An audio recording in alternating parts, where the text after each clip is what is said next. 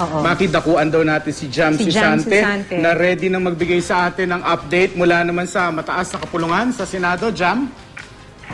Yes, Mark and Maki, kakasimula nga lang ngayon ng sesyon ng Senado kung saan inaasahan nga na tatalakayin nila at pagbobotohan na on second reading yung controversial na reproductive health bill. Pero bago sila magbotohan on second reading, nakatakda munang tumayo si Senador Tito Soto para mag-propose ng mga amendments niya doon sa RH bill. At nauna nang sinabi ni Soto na 31 ang kanyang amendments sa RH bill, so inaasahang medyo magiging mainit at mahaba pa muna yung debate bago magbotohan yung mga senador.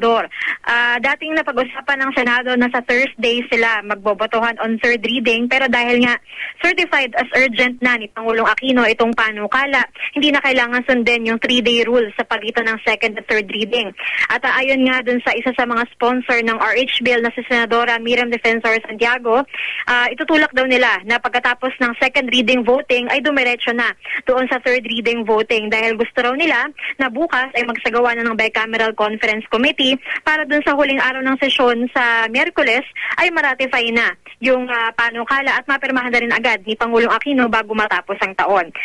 Sa ngayon, meron pang mga ibang naka-line up ng mga iba pang panukala na tatalakayin ng RH bill, pero inaasahan nga na magpapatuloy yung mga debate at ang botohan kahit na late na sila umuwi mula sa sesyon.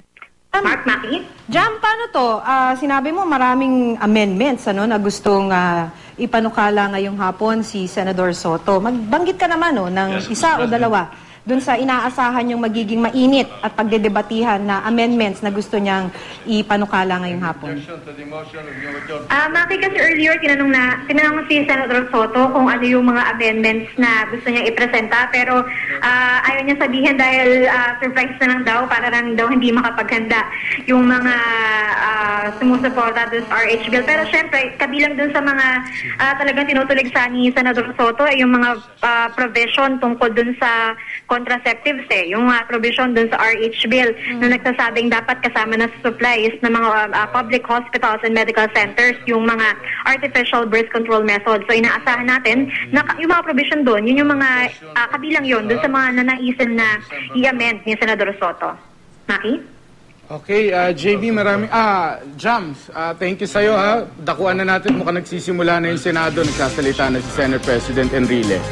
The Secretary may now proceed with the reference of this. Message of the President of the Philippines.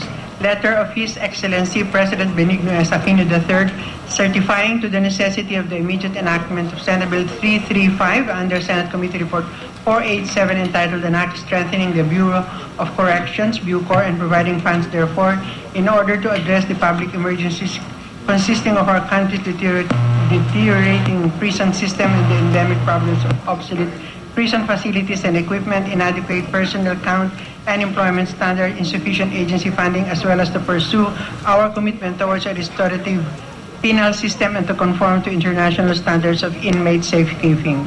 Rules.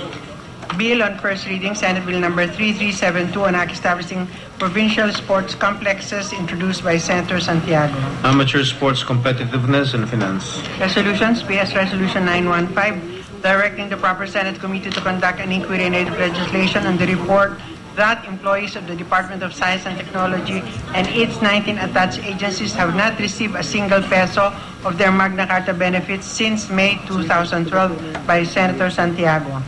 Science and Technology and Civil Service and Government Reorganization. 916, congratulating and commending Filipino boxer Nonito the Filipino Flash Donaire Jr. for successfully defending his World Boxing Organization WBO and the Ring Super Bantamweight title against Mexican boxer George Arce at the Toyota Center in Houston, Texas, USA on 15 December 2012 by Senator Lapid. Rules. Committee reports. Committee report number 528, submitted jointly by the Committee on Public Works and Finance and House Bill 797, introduced by Representative Cagas, and converting the Cogon Kapatagan Provincial Road in the province of Davao del Sur into a national road and appropriating funds.